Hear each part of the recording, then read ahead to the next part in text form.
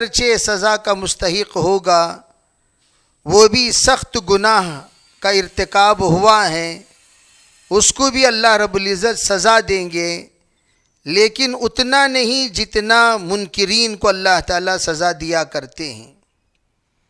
اللہ جل جلالہ امن والہ نے اس صورت کے ذریعے سے ایک بات کی طرف اشارہ فرمایا، وہ یہ ہے کہ یہ اعمال جن کا ذکر آگے آ رہا ہے وہ مومنین کی شان کے بالکل مناسب نہیں ہے۔ وہ کوئی منکر اور کافر ہی کر سکتا ہے۔ وہ اعمال قبیحہ جن کا اس جگہ پر ذکر ہے، فرمایا یہ ایسے خبیث الطبع انسان ہی یہ کام انجام دے سکتا ہے، مومنین سے یہ تصور بھی نہیں ہو سکتا۔ اور وہ کیا کیا کام ہے انشاءاللہ آپ حضرات کو ترجمہ کے بعد جس وقت آپ اس کی تشریح سنیں گے تو پتہ چلے گا۔ میں یہ عرض کرنا چاہتا ہوں کہ وہ سورہ کوثر اور یہ سورہ کے درمیان کیا ربط ہے۔ سورہ کوثر میں آخر میں یہ کہا گیا تھا ان شانئک ھو الابتر، اے محمد عربی صلی اللہ علیہ وسلم آپ اس سلسلے میں زیادہ پریشان نہ ہوں۔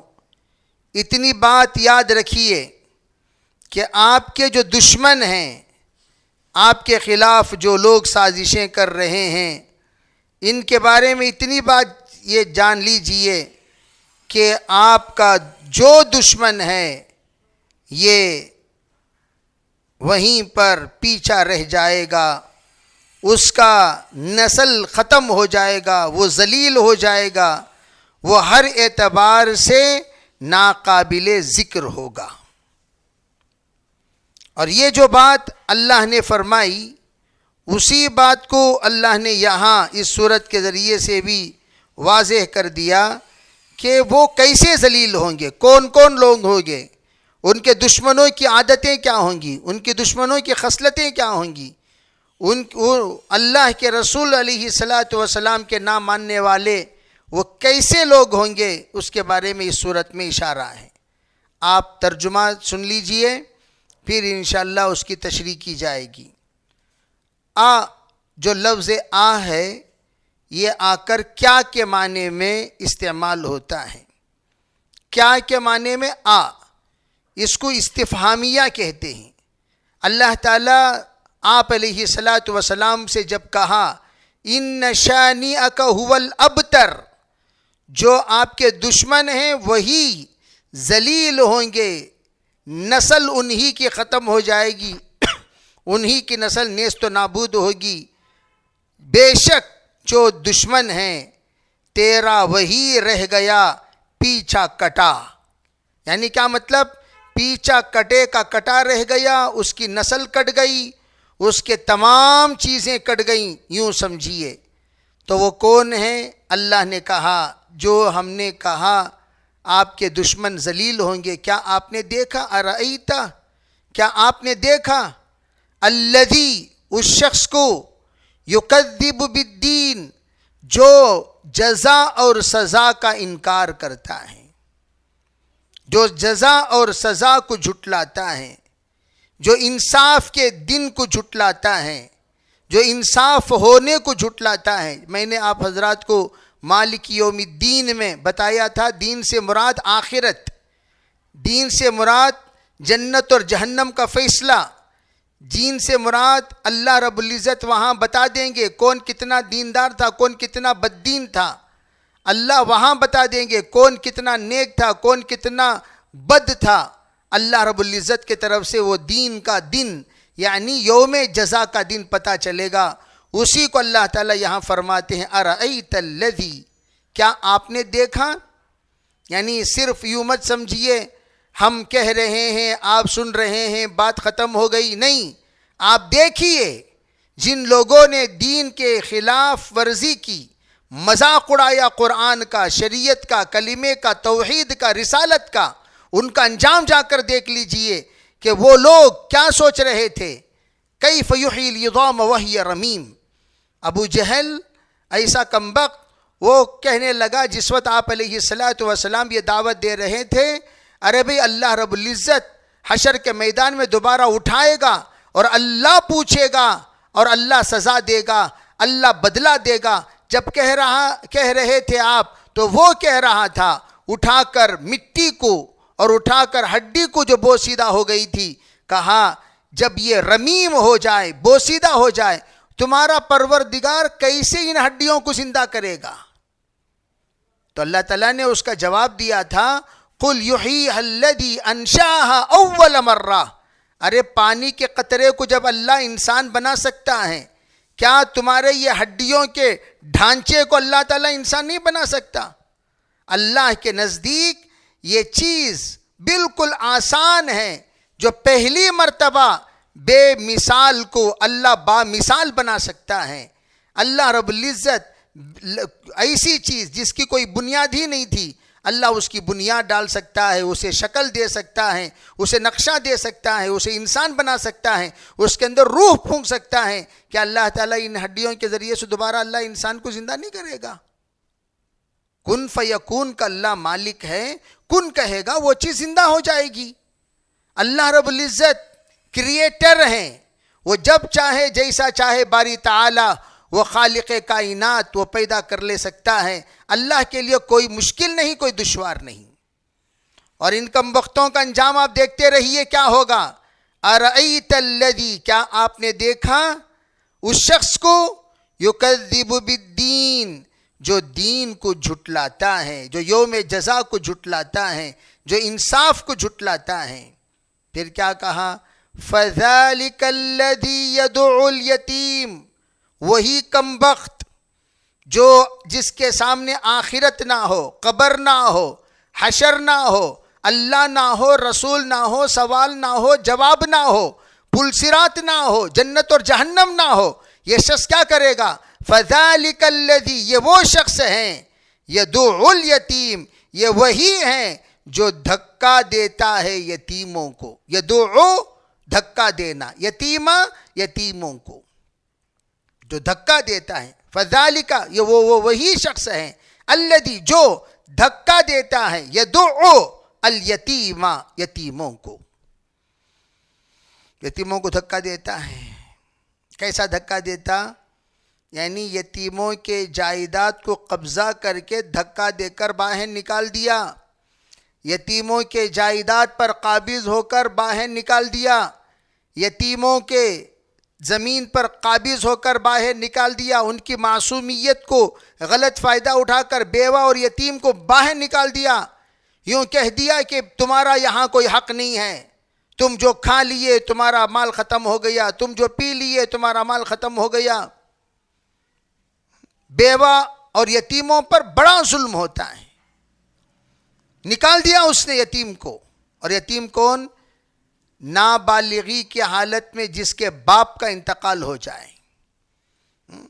لوگ 70 سال کی عمر میں اگر ان کے امی ابا کا انتقال ہو گیا، حضرت اب ہمیں یتیم ہو گئے، حضرت اب کیا یتیم ہو گئے، تمہارے پوترے پڑ پوترے سب ہو گئے، کیا یتیم ہو گئے. یتیم کسے بولتی ہیں؟ سو نابالغی کی حالت میں باپ کا انتقال ہو جائے وہ بچہ یتیم ہوتا ہے. بالغ ہونے کے بعد انتقال ہوئے تو بچہ یتیم نہیں ہوتا، وہ تو اپنے پیروں پر کھڑا ہو گیا، وہ یتیم نہیں ہوتا. نابالغی کی حالت میں انتقال ہوئے تو اسے یتیم کہتے ہیں. بھئی یہ بچہ یتیم کب تک؟ جب تک کہ وہ بالغ نہ ہو. اسی لیے کہا جاتا ہے یتیموں کے مال کا اس وقت ایک وکیل، ایک ذمہ دار متعین کیا جائے گا جو اس کا امانت دار بھی ہوگا، ہمدرد بھی ہوگا اور رکھوالا بھی ہوگا اور ہر اعتبار سے خیال رکھنے والا بھی ہوگا. اس کے ذمہ حوالہ کیا جائے گا. پہلے زمانے میں یتیموں کے مال کا اتنا لحاظ رکھا جاتا تھا، یتیموں کے لیے کھانا الگ بنتا تھا، یتیموں کے لیے الگ کھانا بنتا تھا. یتیموں کے کھانے میں کوئی حصے دار نہیں ہوتا، یتیموں کے کھانے کا ذرہ ذرے کا حساب رکھتے تھے اور یتیموں کا مال کھانے کو گناہ کبیرہ سمجھتے تھے. اور اب ہڑپ کرنے کو اپنا ہنر سمجھتے ہیں، اپنی مہارت سمجھتے ہیں اور اپنی جرأت سمجھتے ہیں اور اپنی ہوشیاری سمجھتے ہیں. اللہ تعالیٰ فرماتے ہیں فذالک الذی، جانتے ہو آخرت کو بھولا ہوا انسان کون ہے؟ اللہ. فذالک الذی، یہ وہی انسان ہے، یدعو الیتیم، جو یتیموں کو دھکا مار کر کیوں کہہ دے اب تمہارا یہاں کوئی حصہ نہیں. تم کون ہو؟ تمہارے باپ رہنے تک تم یہاں رہ سکتے ہو. شریعت مطہرہ میں اگر بیٹے کا انتقال ہو گیا باپ کی موجودگی میں، بیٹے کا انتقال ہو گیا باپ کی موجودگی میں، تو اب پوترے کو کوئی حصہ نہیں ملے گا اس وقت جب اور بھی بیٹے ہوں اور بھی بیٹیاں ہوں. پوترے کو کوئی حصہ نہیں ملے گا. یہ شریعت مطہرہ کا حکم. اب لوگ حیران ہوتے ہیں پوترے کو حصہ نہیں ملے گا، بیچاری یہ بیوہ کہاں جائے گی، بیچارے یہ بچے کہاں جائیں گے. ارے بھائی اللہ کے بندو، شریعت مطہرہ کا پورا حکم جانو. اللہ نے ایک دروازہ بند کیا تو دوسرا دروازہ اللہ نے کھول دیا. وہ کون سا دروازہ؟ وصیت کا دروازہ.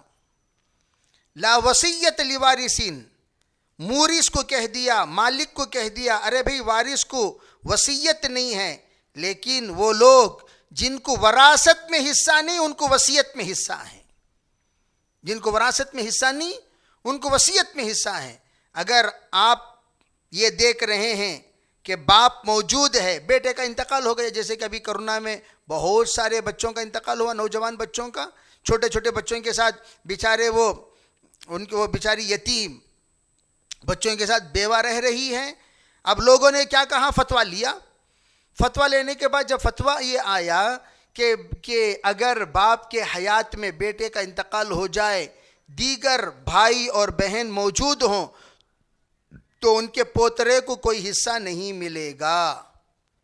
یہ فتویٰ سوال کے جیسا سوال آپ نے کیا اس کا جواب مل گیا.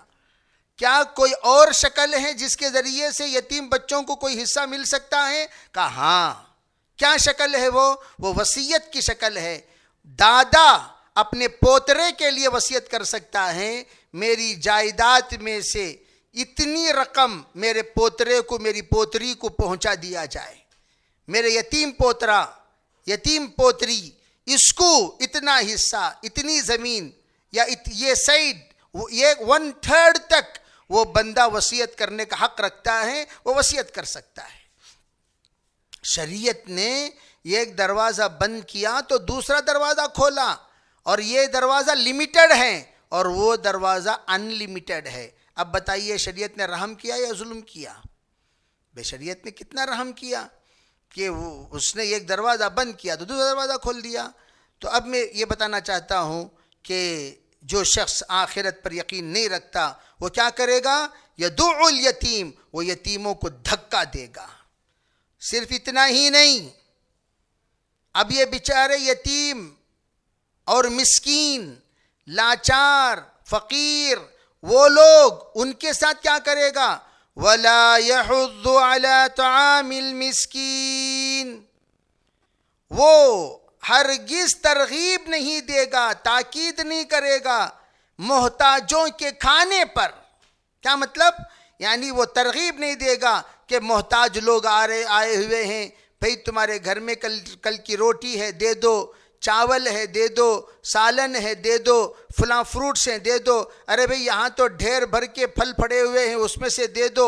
وہ ترغیب بھی نہیں دے گا، خود دے گا بھی نہیں، دینے کے لیے کسی کو کہے گا بھی نہیں، خود دے گا بھی نہیں، دینے کے لیے کسی کو. اسی لیے اللہ کے رسول علیہ السلام سے پوچھا گیا، حضور کیا مومن یہ ہو سکتا ہے؟ آپ نے فرمایا ہو سکتا. وہ ہو سکتا کیا ہو سکتا ہے؟ پھر آخر میں آپ نے فرمایا مومن جھوٹا اور کنجوس نہیں ہو سکتا. کیا نہیں ہو سکتا؟ جھوٹا نہیں ہو سکتا اور کنجوس. بھئی نماز پڑھے کیا؟ نہیں پڑھے گا تو بول رہا نا نہیں پڑھے. سچا اسی کہتے ہیں. نماز تو پڑھے نہیں، نمازیوں کی طرح ایکٹنگ کرتے ہو جیسے کہ آگے آیت آ رہی ہے. تو یہ چیز انتہائی خطرناک چیز ہے. کیا کہا جا رہا ہے؟ تو یہ وہ شخص ہے جھوٹا نہیں ہو سکتا. اور پھر بخیل نہیں ہو سکتا. بخالت اسے کہتے ہیں کوئی خرچ کر رہا ہے اس کو پیٹ میں درد ہوتا ہے. یہ انتہائی کمینہ پن کی علامت ہے.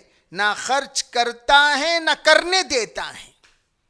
نہ خرچ کرتا ہے نہ کرنے دیتا ہے. خود کرتا بھی نہیں اور کسی کو کرنے دیتا بھی نہیں. اور جو شخص کرنے دیتا نہیں وہ ترغیب کہاں سے دے گا؟ ارے بھائی جیسے مشہور مقولہ ہے دے دو دلا دو یا دینے والے کا گھر بتا دو. دے دو دلا دو یا دینے والے کا گھر بتا دو. کیا مطلب؟ اگر آپ براہ راست دے سکتے ہیں آپ دیجئے. ارے بھائی لو ہمارے طرف سے یہ مدد ہے. یا نہیں تو کہیے ارے بھائی آپ کے پاس اگر کچھ رقم ہو صدقہ کی زکوٰۃ کی یا بیچارہ بہت مجبور ہیں آپ مدد کرنے کی ماشاءاللہ حیثیت پر ہیں اللہ نے آپ کو ہر اعتبار سے نوازا ہے ذرا فلاں بیچارے کا بھائی دوائی کا معاملہ ہے اسے حل کر دیتے. بچی کی شادی کا معاملہ ہے اسے حل کر دیتے. بڑا فائدہ ہوگا اگر اس بیچارے کے طرف سے چند ترغیبی جملے کے ذریعے سے وہ بندہ تیار ہو گیا تو کیا ہوگا؟ الدال الی الخیر کفاعلہ، جو خیر کی طرف رہبری کرنے والے کو اللہ اتنا ہی ثواب دے گا جتنا خیر کا کام کرنے کا اللہ ثواب دیتا ہے. تو یہ پوچھا گیا فذلک الذی یدع الیتیم ولا یحض، اتنی ہی بات نہیں بلکہ وہ ہرگز ترغیب نہیں دیتا علی طعام المسکین، مسکینوں کے کھانے کی طرف، مسکینوں کی کھانے کی ترغیب نہیں دیتا. یہ 3 آیتیں. پہلی بات عقیدے کی بگاڑ یعنی آخرت کا انکار سمجھیے. توحید رسالت آخرت، دیکھیں توحید رسالت آخرت، اس ایمان کی 3 بنیاد ہیں. یا تو لا الہ الا اللہ کہو اور رسالت محمد رسول اللہ کہو. آخرت مرنے کے بعد اللہ کے طرف سے سزا اور جزا کا فیصلہ ہوگا، اس کا یقین رکھو. یہ 3 چیزیں مل کر ایمان ہوتا ہے. خالی لا الہ الا اللہ محمد رسول اللہ کافی نہیں. مرنے کے بعد ایک زندگی ہے جس کو آخرت کہا جاتا ہے. ہمیشہ کہتے ہیں ارے بھائی جو بھی نیک کام کرو وہ آخرت کے لیے کرو، جو بھی نیک کام کرو وہ آخرت کے لیے کرو، جو بھی نیک کام کرو وہ آخرت کے لیے کرو. یعنی آخرت کو سامنے رکھ کر کرو. تو پہلی آیت میں وہ آخرت ہی کا انکار کرنے والا ہے، اور دوسری آیت میں وہ دنیا میں بھی اللہ رب العزت بعض چیزوں کی سزا دے گا اس کا بھی انکار کرنے والا ہے. یعنی اگر کوئی یتیموں کا مال کھا لیا تو دنیا میں ہی اللہ رب العزت اسے وہ عبرتناک سزا دیں گے جس کے ذریعے سے دنیا والے یہ سمجھ جائیں گے یتیموں کے مال کھانے کا انجام کیا ہوتا ہے. اور تیسری چیز، اگر بھائی آپ دیکھ رہے ہیں کسی پر ظلم ہو رہا ہے تو آپ پر حق یہ ہے کہ آپ کم از کم انصری ظالم اب المظلوم، آپ نے فرمایا ظالم کی مدد کرو اور مظلوم کی مدد کرو. صحابہ نے پوچھا حضور مظلوم کی مدد تو بات سمجھ میں آ رہی ہے، ظالم کی مدد کیا ہے؟ حضور نے فرمایا اگر کوئی شخص اپنے اوپر ظلم کر رہا ہے، ایک تو یہ کہ دوسروں پر ظلم کرنا، ایک اپنے آپ پر ظلم کرنا، تو اس کی مدد یہ ہے اس سے یہ سمجھاؤ بھائی آپ جو کر رہے ہیں یہ اچھی چیز نہیں، اس کا نقصان ہمیں خود ہوگا، ہمیں خود ہوگا. تو کیا کریں؟ ایک کو تڑپتا ہوا دیکھ کر خاموش مت رہو، تڑپتے ہوئے دیکھ کر چلے جانا، بے رخی کر لینا، جان کر بھی انجان کر ہو جانا، کسی کو مبتلا حال دیکھ کر، مبتلا مصیبت دیکھ کر راستہ کاٹ لینا، یہ تمام وہ باتیں ہیں جو ہمارے مددوں کے راہوں کو بند کرنے والی چیزیں. کل کا دن ہم پر اللہ نہ کرے، اللہ نہ کرے، اللہ نہ کرے، 100 بار اللہ نہ کرے، اگر کوئی حالت نہ گفتہ بھی آ گئی تو کوئی ہمارا مددگار نہیں ہوگا. بھئی یا تو اللہ نے کیسے دین کا دروازہ کھولا، امیروں کے لیے اللہ نے فرمایا دیکھو یتیموں کا مال مت کھاؤ بلکہ دوسروں کو کھلاؤ. یہ ادنا درجہ ہے، ادنا درجہ ہے. علماء فرماتے ہیں اللہ نے اس آیت میں جو حکم دیا ہے یہ حکم تمام ایمان والے کر سکتے ہیں. بھئی آپ دے سکتے ہیں؟ نہیں دے سکتے، دلا تو سکتے ہیں، دینے بول تو سکتے ہیں، بولو گے دینے کے برابر اللہ آپ کو ثواب بھی دے گا. تو اللہ نے یہ فرمایا کہ وَلَا يَحُضُّ عَلَى طَعَامِ الْمِسْكِينِ. یہ حقوق العباد کو اللہ نے پہلے ذکر فرمایا. ایک بات یاد رکھیں، اول ما يحاسب به العبد یوم القیامہ الصلاۃ. حدیث پاک میں ہے اللہ تعالیٰ سب سے پہلے بندوں کا جو حساب لے گا وہ نماز کا لے گا. یہ تو حدیث پاک میں ہے. اور حدیث پاک میں یہ بھی ہے فَإِن صَلُحَتْ، اگر نماز صحیح سالم نکل آئی تو تمام عبادتیں صحیح سالم ہو جائیں گی. نماز میں فرق پیدا ہو جائے گا تو تمام عبادتوں میں فرق پیدا ہو جائے گا. اس لیے اللہ رب العزت سب سے پہلے نماز کو لانا چاہیے. لیکن اللہ تعالیٰ نے نماز کو لا رہے ہیں چوتھی آیت میں.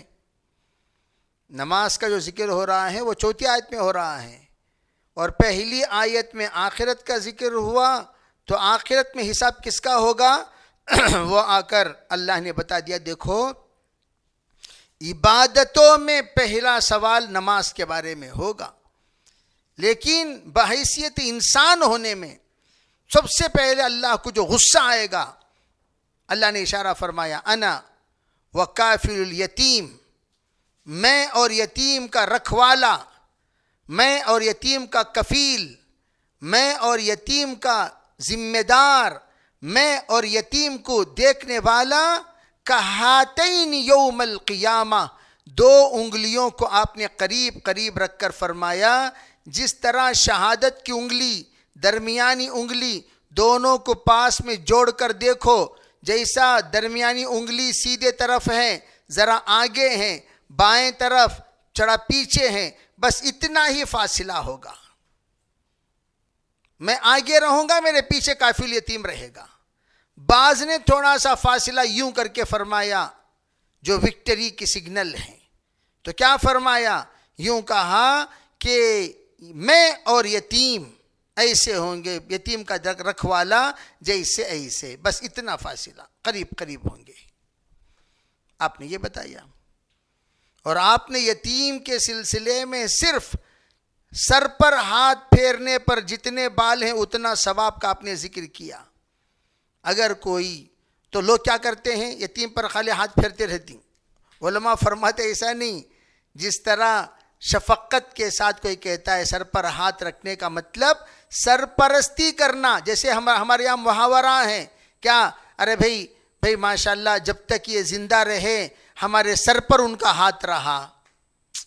یہ اردو میں بھی بھائی محاورہ استعمال ہوتا ہے، جب تک وہ زندہ رہے ہمارے سروں پر ان کا ہاتھ رہا. کیا مطلب ہاتھ رہا؟ خالی ہاتھ رکھ کو اٹھا ڈالنا. سو بھائی ہمارے سر پر ہاتھ رکھیے، کیا مطلب؟ یعنی ہماری سرپرستی قبول کیجئے، ہماری نگرانی کیجئے، ہماری تربیت کیجئے، ہمیں لائق بنائیے، ہمیں قابل بنائیے، ہمیں کسی نہ کسی اعتبار سے عزت اور احترام والا بنا دیجئے. بے وارسی بنا کر ہمیں مت چھوڑ دیجئے، ہمارا خیال رکھیے. یہ ہے سر پر ہاتھ رکھنے کا مطلب. سر پر ہاتھ رکھنے کا مطلب یعنی صرف وہ مشفق اگر پیار محبت سے سر پر ہاتھ پھیرتا ہے تب اس کو جتنا ہاتھ پھیرے گا اتنا ثواب ملے گا. یعنی جتنا، جیسے کہا جاتا ہے جتنے مٹھاس ڈالو گے اتنا مٹھاس بڑھے گی. اسی طریقے سے جتنا گڑ ڈالو گے اتنا بہت ہی زیادہ اس کے اندر شیرینی پیدا ہوگی. اسی طرح جتنی شفقت کا معاملہ کرو گے اللہ کے یہاں اسی طرح ثواب پر ثواب، ثواب پر ثواب، ثواب پر ثواب پاتے جاؤ گی. الغرض یہ ایک اشارہ تھا جو میں نے آپ حضرات کے سامنے عرض کیا. بقیہ باتیں انشاءاللہ میں آئندہ عرض کروں گا. بس اتنی بات یاد رکھیں، ارأیت الذی یکذب بالدین، یہ کس کے سلسلے میں اللہ نے نازل فرمایا؟ ایک تو یہ ہے کہ قرآن پاک میں کس کے بارے میں واضح ہیں، اور کچھ واقعات بھی موجود ہیں، وہ بھی انشاءاللہ عرض کیا جائے گا. ارأیت الذی، کیا آپ نے دیکھا، یکذب بالدین، اس شخص کو جو دین کو یعنی یوم جزا کو جھٹلاتا ہے. فذلک الذی یدعو الیتیم، یہ وہی انسان ہے جس نے یتیموں کو دھکا دیا یا دھکا دیتا ہے، یہی وہ شخص ہے. ولا یحض علی طعام المسکین، اگر دیکھو علماء نے ایک بات یہ کہی کہ اگر یہ خود کھانا نہیں ہے اس لیے دھکا دے کر باہر نکال رہا ہے، تو بھئی کم از کم تو دوسروں کو ترغیب دے کر جو کھلا سکتا ہے اس کے حوالت بھی تو کر سکتا تھا. بھئی میں اس یتیم کو پال نہیں سکتا، معذرت چاہتا ہوں، آپ ماشاءاللہ ہر اعتبار سے اللہ تعالیٰ کی طرف سے نوازے گئے ہیں، آپ ذرا کیا کیجئے، اس سلسلے میں خیال کیجئے. اللہ تعالیٰ سے دعا ہے اللہ تعالیٰ ہمیں سر کو ان وعیدوں سے اللہ حفاظت فرمائے، اور اللہ ان وعیدوں سے بچ کر اچھی اور نیک زندگی گزارنے کے اللہ تعالیٰ ہمیں سر کو توفیق عطا فرمائے. یہ آخرت کے سلسلے میں بھی جو باتیں کہنی تھیں وہ بھی باتیں الحمدللہ اس میں آ گئیں. اللہ تعالیٰ عافیت کا معاملہ فرمائے، آخرت کا خوف ہمیں نصیب فرمائے.